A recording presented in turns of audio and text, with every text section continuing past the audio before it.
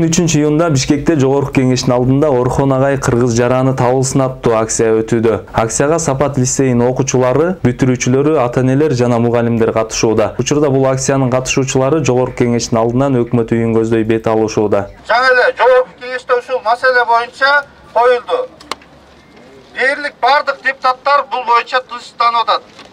Биз дагы Кыргызстандын кандай болбосун Кыргызстандын жараны болгон жаран анын коопсуздугун мамлекет көзөмөлдөш керек. Карап бериш керек. Туура талап биз да колдойбуз. Буюрса жакын арада мына азыр бүгүн бизге парламентке укук коргоо органдары келип маалыматты беришет. Талапты койдук. Азыр аппарат иштеп атат, кайсы убакка келет, убактысын айтышат. Ошол жерде бардык талаптарды коебуз, бардык маалыматты угабыз. Каякта кандай болгон, кандай иш-чара жүрүп атат. Урматтуу ата-энелер турат ушул жерде. Дерлик бардыгыбыз билебиз. Мен дагы мына ачык эле айта алам. Мен өзүм балдарым да ошол лицейде окуйт. Кыргызстандын жараны биздин агайыбыз Орхон Инандынын табуу маселеси тез чечилиш керек. Биздин оюбузча бул жакта митингдегилердин катышкан ою боюнча иликтөө табуу иштери жетиштүү деңгээлде жүрбөй жатат. Биздин талабыбыз ошол иштер ыкчам тездетилсин. Бул инсандын 3 күндөн бери жоголуп табылбай атканы биздин мамлекетке эл аралык деңгээлде жакшы имидж алып келбейт.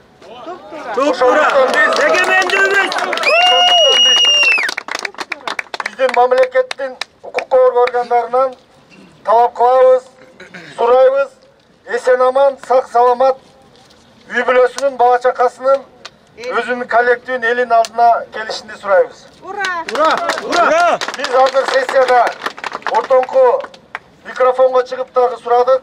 Укук органдары келет, азыр коллегиябыз айтты, бизге маалымат берет. Тез, ыкчам иликтеш керек. Мына жерде элдин чөнтөгүн тоногон Вега деген компания бар. Коопсуз шаар деп ачып алып. Мына ушундай иштерди эмне үчүн карабайт бул коопсуз шаар? Ушул Сапат билим берүү мекемелери президентине Орхон Инан мырза ээ чыгыш керек болуп атат. Аркасына биз да барбыз. Аркасына ушул мамлекет башчыларыбыз да ошол көптөгөн мына билесиздер, бүт депутаттардын балдары ошол жакта окушат да мындай айткандачы. Ошондо баарын эле өкмөт жетекчилеринин баарын балдары окушат. Жакшы тарбия алышкан, неберелерине чейин окутушат. Билет кандай буга чейин эми бул 3-4 жыл болгон эмес, 20 жылдан ашып калды. Ушу 25 жылдын тегерегинде болуп атат биздин окуу жайларга. Ошондуктан ушундай бир жакшы мындай абирдүү, мыкты патриот балдар тарбияланып чыгып атат. Дүйнөлүк аренада 239 медаль деген бул деген аябай чоң жетишкендик. Бул ошону мындай айтканда майда көрбөш керек. Бул эмгекти майда көрбөш керек. Ошондуктан суранабыз биздин мамлекет жетекчилерибиз сиздер да бир катуу түрдө эми ушундай бир үмүт бар, буюрса ээ чыгат дегенчи. Бирок ушул үмүтүбүздү өчүрбөсө экен деген ушул ой бар да.